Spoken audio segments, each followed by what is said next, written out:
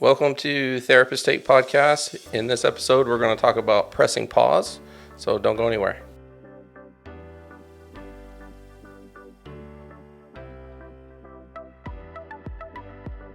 Greetings, everybody. Welcome. Oh, what am I doing? I don't know. You're out of habit. Sorry. This is all wrong. I know. Wrong day, wrong time. Sorry, reset. Yeah. Oh, no. Killing me. Hi, Carrie. Hi, Josh. Did you realize this is our, I think this is our 60th? Oh. Or no, 61st. This is episode 61. Okay. Now, we have more on the podcast, but they were like old videos that we had done, and I kind of uploaded as bonus episodes. But, okay. But as far as like when we started doing Therapist Take, doing it live, this is our 61st live recording. Wow. Yeah. Okay. Does it feel like it's been like that many? Yeah. Would that surprise you? Yeah. Carrie. Yeah. It's like, I thought it was like 100. I mean, I really do. I think I've aged 100, right? I don't know. Anyways, no, I'm sorry. I was surprised to see the number. That's all. Oh. Okay, well, this is kind of an episode that we decided to do because we are going to take a pause. That's right. Right? Mm-hmm. And I'm not super crazy about it. I know. I know that you're okay with it, but I know you still want. Yeah. I get the impression that you like this more than you let on. I like that if people find it helpful. Right? And they do. Yeah, that's the whole right? point. And you like talking to me. I like talking to you. I'm sick of myself, but I like talking to you. And I like to believe that maybe it's helpful. How many times yesterday did we pass each other and not get to talk? A lot. Yeah, I know. It's weird. It drives me nuts. I know. I'm like, sorry, I got clients. I know. We both do that. We'll say it to each other. I got people Sorry, need I got help, clients. Carrie. I know. This is another reason why I like having this. This is we have our Monday meetings where we talk business for 3 hours. But it's not the same as this. This is so I like having that, and I don't want to lose that. I know. So that I thought that'd be a good episode to do and talk about the importance of pressing pause, why it's okay, why we need that at times, right, and kind of maybe the reasons that we don't do it. So that's what we're going to end up doing today in this episode.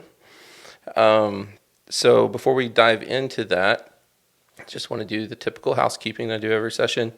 I know we're in therapy. That's another thing. This is Thursday, not Friday, so I'm in therapist brain, not podcast brain. Yeah. So that I do every episode. There you go. But if you find yourself on our YouTube channel, please subscribe to it. Don't forget to like the videos and to share them with all your friends.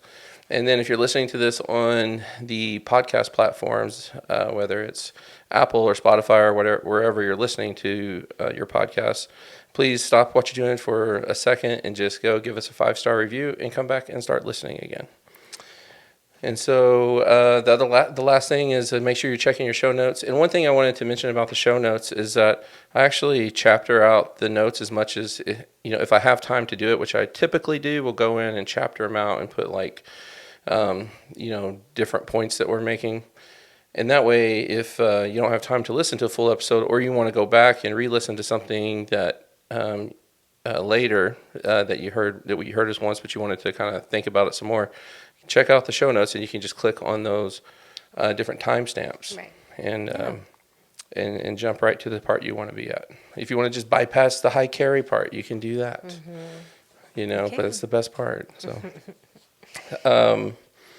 okay, so let's do the episode breakdown and then we will dive right into it. So in this episode, basically we're talking about why it's hard to press pause at times. And so the 4 things we're going to talk about is facing the fear of loss. Then we're going to move into the challenges that come with just being still or even just slowing down. Trying something new, that's taking a break doesn't necessarily mean doing nothing. You can actually be doing something else. And then the last thing is the difference in retreating versus escaping. So how good are you at taking breaks? Not very good.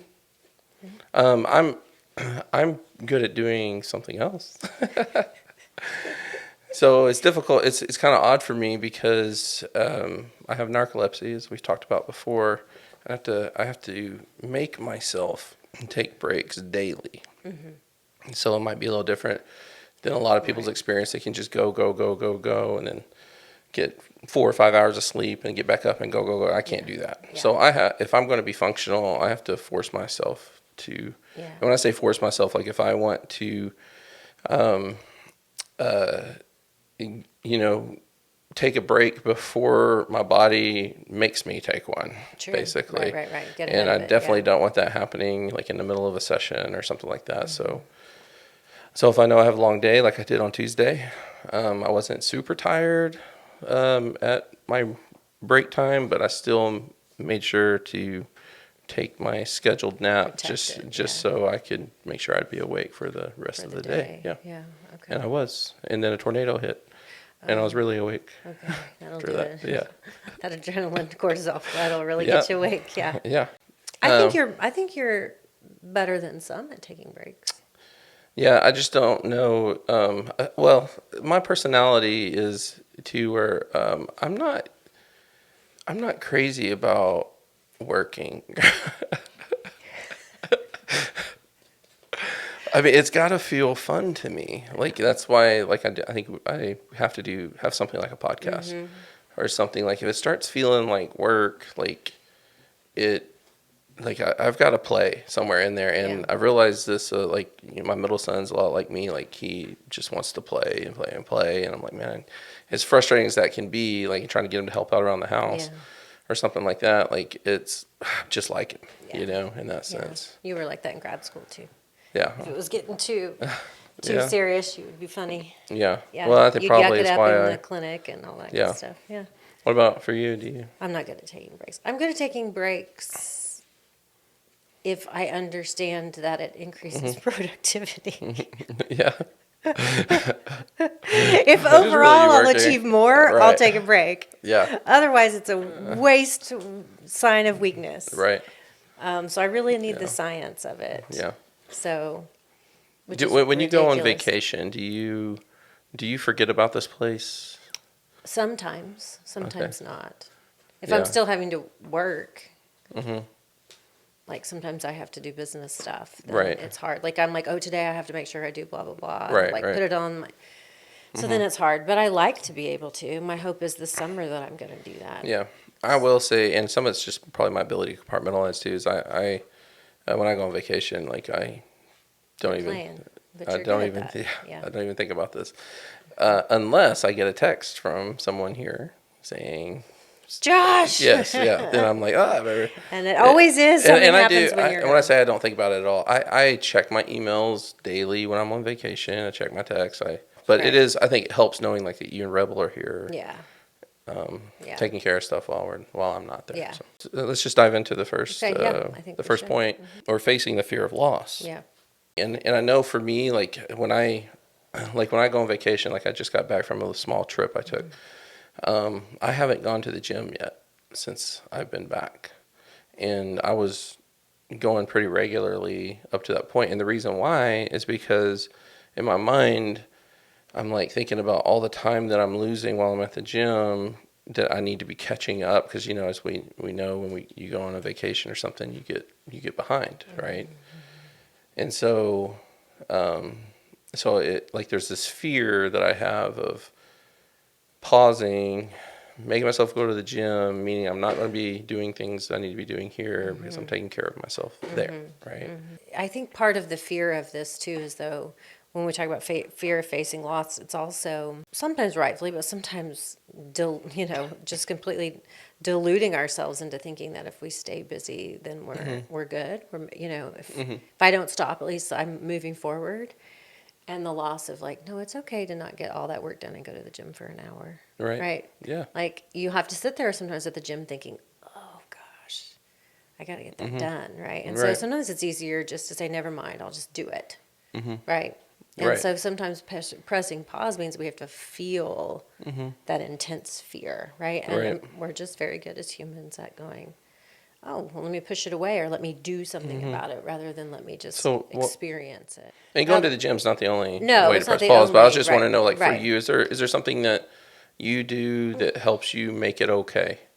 Like, I don't have to Well, be here. part of it for me with the exercise, it's not just about exercise, right? Like I'm usually listening to a book or a podcast. So that's my one. Tetris. No, I can't do Tetris and move my body. I know. Tetris is later, right? Is Yeah, that really pausing? That's or my is that evening. checking out? It's a numbing though. It's repetitive, right? It's like Right. coloring. You're just like. But it's my hour. That's what I tell myself. I get 1 hour a day, right? That's mine. I'm doing what I want to do. That's Yeah. good for me. I'm not taking care of somebody. So that's how it feels important. Right. That's how I go, okay, out of the other than sleep, which Yeah. is probably good for others that I sleep. You Right. can still put it in the good for other people category. This is one that's mine, and I need to have one. Right. That's mine, right? And that was especially true when my kids were tiny and, Right. there is no separation between, little ones and moms, right? So that's how I press pause of saying it's that important, Right. right? I think it's for most people, it comes to we're hit with it when you're depleted, Yeah, but then it's kind of like this anger, like yeah, I deserve to have 1 hour, Yeah. type thing, Yeah. But then after you get good at it, I think it's got to shift from like you can't be motivated by the anger of not having it any or the experience of Right. depletion. It's Right. like it's got to shift into hey, you know what, it's okay. yeah, yeah, It's okay for me to do this, even though I could be doing something else. yeah, Yeah. Yeah. And I will say that is hard for me, in terms of like, I think what's hard. There are two things that make it hard for me. One is that there's so many things I want to do. So many, and this is we're talking about the Enneagram, which, by the way, people may have heard us talk about that. When we come back, probably around mid-August or something, I'm hoping to have the podcast scheduled, kind of planned out, and I know Whitney and Shannon are itching to talk about the Enneagram. Yeah, they so are. so Yeah, so stay tuned to talk about Enneagram. But I'm a 7, which is like the adventurer. So like there's so many things I want to do, and I'm not getting any younger, and and so that's one piece of it. The other piece is just I don't want to let anybody down. yeah, With sure. and I don't want people to feel like I'm not pulling my weight and it's not just here. I mean, this is whether it's at home, here, friendships, Right. whatever, Right. and that can be a difficult way to live if you can't regulate it. Yeah, Because sure.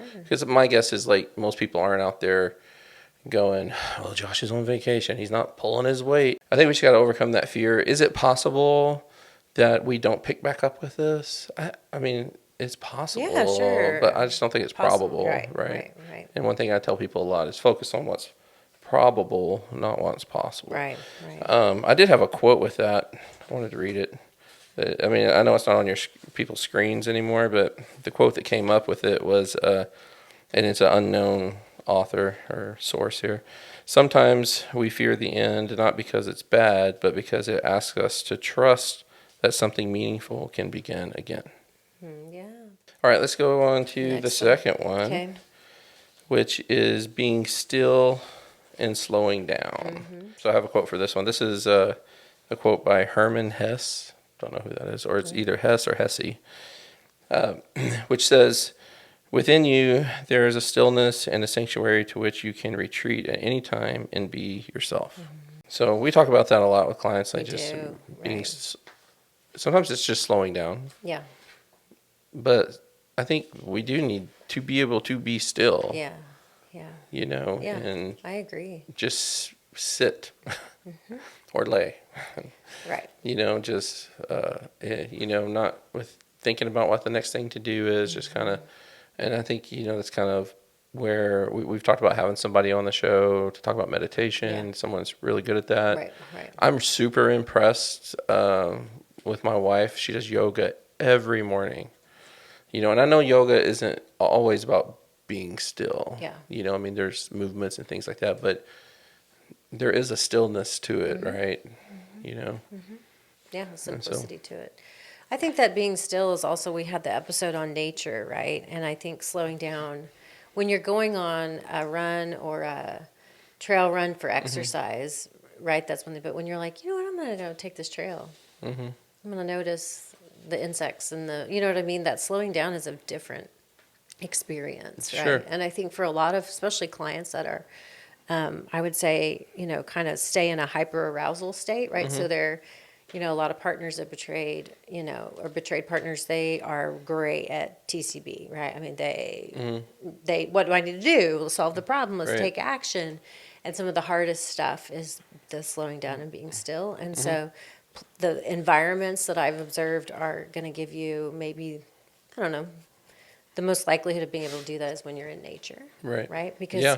you're Yeah. observing all of these things around you, and it gets Right. you outside of yourself, right? Which is the goal of meditative and mindfulness practices, right? Right. That sometimes people can't even follow you know, an auditory guide, but Right. they can do it when they're outside. They Yeah. can do it when there's, you know, nature around them. Yeah, I would encourage people listening to go back and listen to that episode with Dr. Kelly Roberts, where where she you know, mentions a lot of science that has been done, a lot of research has been done that talks about like this is not some kind of, you know, existential experience, or it's not Right. simply an existential experience when you go out and visit or into nature, and that has health benefits. Like there's actually there's some things happening biologically Yeah, right. that your body likes, you know, that helps with healing. responding to. And yeah, when it Yeah. comes to, we talked about Forest forests baths. and gardening and swimming, water, you know, like, and just getting in those spaces has, you know, I don't know if it's healing components as much Health as it's just benefits health at benefits, least. right? Yeah, For sure. yeah. Yeah. But I have a question for you about, you know, sometimes it's being still physically, right? We need to be, you know, people that are go, go, go, go, go. You need to kind of stop physically, you know, so you don't wear your body out. But also, I think one of the harder pieces is being stilling your mind, quieting your mind. Sure.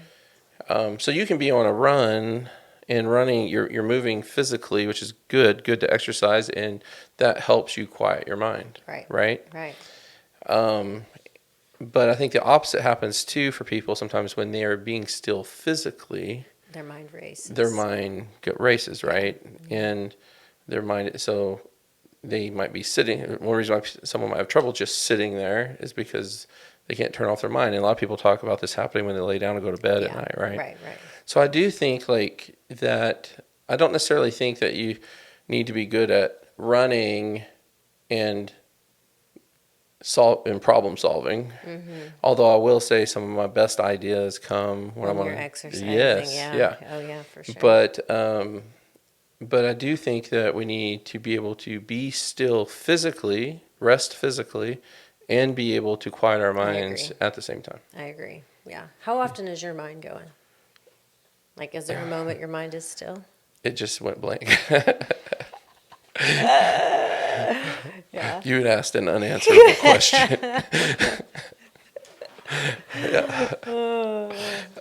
All the time, except for Yeah, there it is. Josh. I mean, Eckhart Tolle talks about that a lot, which since I mentioned him, I'll try to remember to put a link to his book, The Power of Now. And his new book. He has a new one? What is it? I can't remember the title. Okay, well, we'll look it up. Yeah. And we'll add put it in his website. We can just put right, his even though I haven't website. read it, but have read The Power of Now. I know, it's such a good one. Yeah, and you know, he talks about, you know, that, you know, the ability for humans to turn their minds off is almost nil. Yeah. You know, and when we are able to do it, it's just like seconds, you know. And Yeah. I was like, man, there's so much truth to that. And I was like, I can't think about this right now. I got stuff to do. Yeah. I don't like that. Yeah. But no, but it's a great book. He's got one of my favorite exercises that I still do with clients to this day is just like saying, something I took from that book is like, just when you find yourself worrying and you can't turn your mind off, it's just to first, you know, kind of regulate your breathing, get your breathing even, close your eyes or whatever you need to do, not while you're driving, and just ask yourself, you know, is in this moment, this very moment I'm in right now, am I okay? And I think like when you're really doing the exercise and you're being honest with yourself, the answer is yes. Because like what Eckhart Tolle says, like in that moment, you're actually not thinking. So basically as long as you're sucking down air, you're okay. Yeah.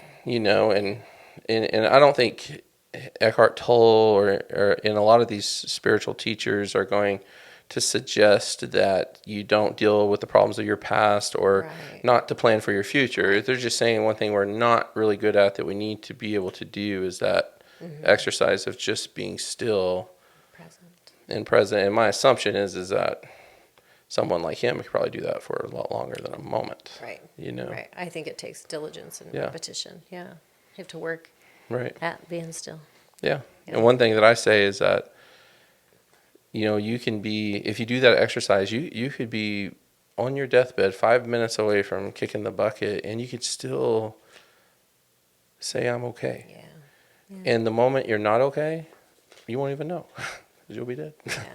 Yeah. And I know that's kind of morbid and I kind of made a joke about it, but that gives me an odd sense of comfort to be honest with you. I use that exercise myself a lot. Yeah. Right. A lot. Am I okay? Or the people I'm worried about? Well, but just the idea that the moment I'm not okay, I won't know. Like I don't. There's something about that just gives me peace. And I know for some people it might not, but for me it does. So. Yeah. All right, let's go into the next one. Sometimes taking a break and pressing pause on something means doing something else. Absolutely. Right.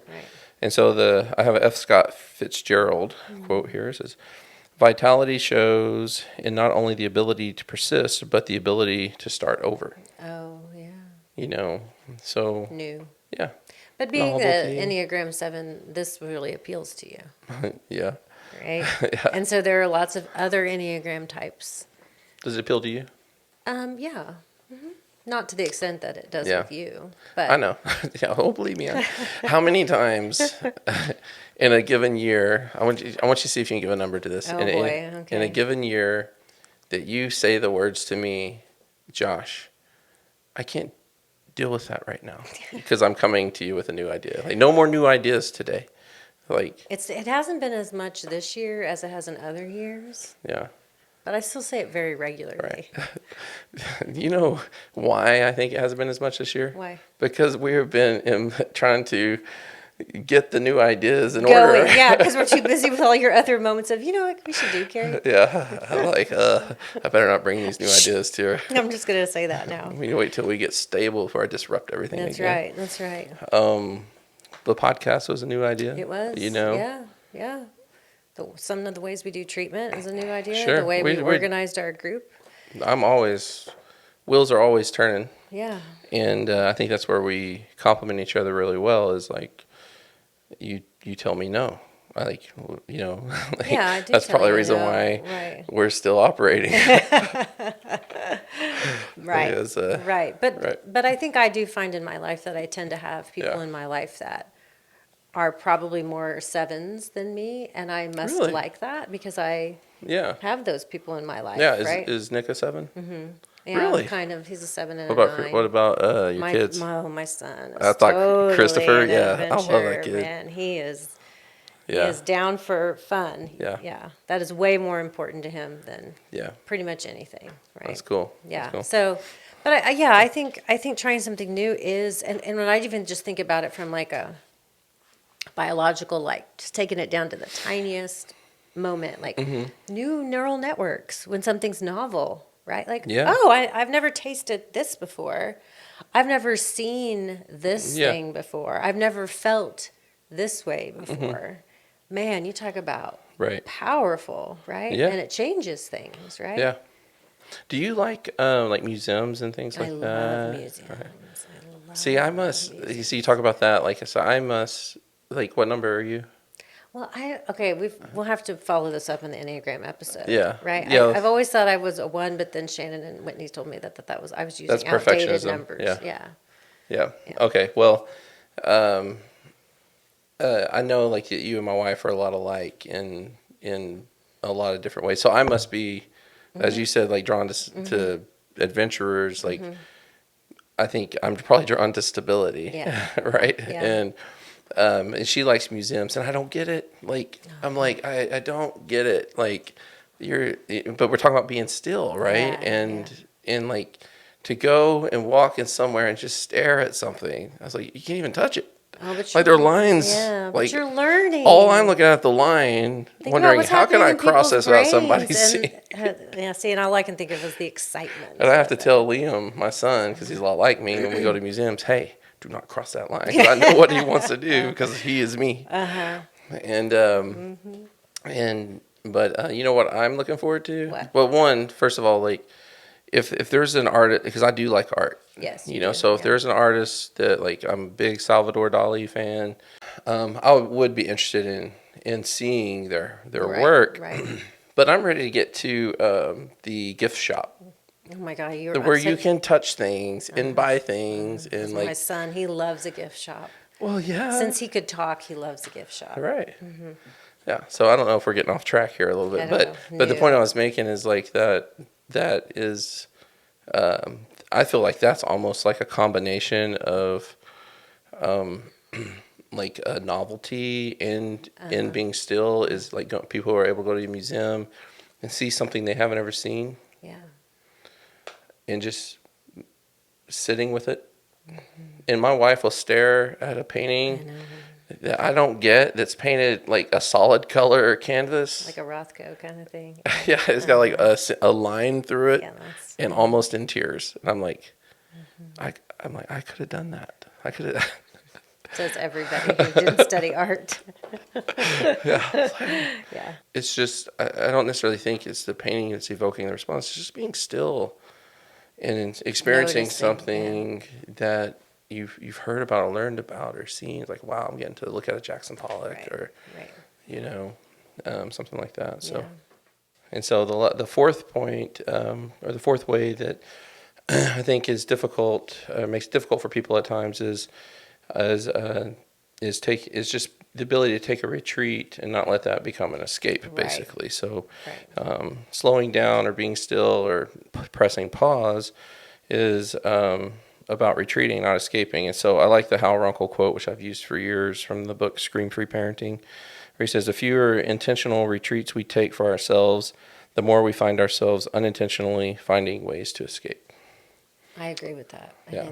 I think that rhythmically fits with people, right? Like that's why the Right. schools, the schools have summer break, right? And you can feel it, like, oh, I'm ready for summer. I'm ready for this, regularity. But then towards the end of summer, I'm like, oh, I'm ready for some structure, Right. right? Because Yeah. this break has an end. If it was forever, Right. right, then it would be an escape, or it would lose its. I guess it almost lose its potency, Yeah, sure. right? Same with vacations, they have a start and an end, right? But I Right. think that when you're talking about mental health, especially if maybe you're talking even about, mental struggles, that sometimes people worry, like even you did about stopping this podcast for the summer. But if I stop, will I ever get back? Or if Right. I stop, am I ignoring something? Am I Yeah. being lazy? Am I not doing the things that need to be done? And I think to use the word retreat and Yeah. clarify that from escape or ignoring is very important. And I actually was listening to a podcast a couple months ago from an exercise physiologist who was talking with some like extreme power lifters. And I mean, he's been doing power lifting and cycling for years. And he talked about how, his nutrition and his lifting was very extreme, but then there was these big chunks of time he didn't do anything. And I was like, why? And he explained the physiology of it. And I was like, just like what we need to think about with mental health. These extreme breaks make you more productive, Right. for doing I hard would imagine things. it gives the body a chance to heal, because I mean, when you think Healing, but even the idea that muscle volume comes not just from constant repetition. It has to it's- break to then grow. Right. Right. And so that I thought was exactly what's happening with Yeah. relational health, mental health, Sure. right? Of like, just, you need a break. Yeah, And it actually helps reset the whole thing. sure. Like, I'm wondering, like, people that, from my understanding, like, well, we've gone on this podcast, we have survived longer than most people do when they start podcasts. Sure. Right. And but is it possible that in things like those endeavors that people give up on, it's possible because they're not taking breaks? Yeah. Like, sure. so, like, in other words, is it possible that that we're giving this venture that we've taken a better chance of going much longer because we're actually willing to take a break Right, with it, right. and that's the whole point of retreats versus escapes. That's Like right. if you're not taking retreats, it kind of goes back to like the narcolepsy discussion. Right. If I don't take intentional naps, like my body will take one for me. It will choose it for me. Yeah. And, and I think that is true on, an emotional level, social level, like sometimes you just got to get away and you do that intentionally.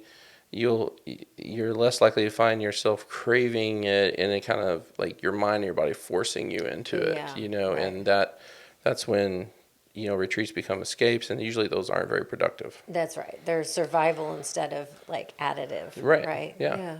And so, yeah, but you have to be willing to say no to something, to say yes to yourself. And that's when I've talked about this before, and like when it comes to like self-care, which is kind of a buzzword right now in our culture, like doing your self-care, Right. and I was thinking about, really what someone who's really good at self-care, they're just probably really good at saying no, because when I say no to you, I'm saying yes to me, Sure. and That's not an escape. That's a value. yeah. Yeah.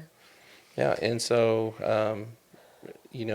retreats are they're intentional, and if it's unintentional, then it's likely an escape, which means you probably need to kind of reevaluate, kind of getting forced into something, forced into a rest, into a pause Yeah. versus a choice, it being Right. your choice. Right. So. Yeah. Well, I think we kind of wrapped it up there. Yep. I think we did. So we appreciate people tuning in, and we're going to now take our break. That's right. Even though this podcast might drop on the audio platforms a little later in June, our next live recording probably won't be until mid-August, Right. likely, Right. unless we do some kind of special thing. But Yeah. that's what we're going to do. So we'll see you in August. Yeah, we'll see you in August.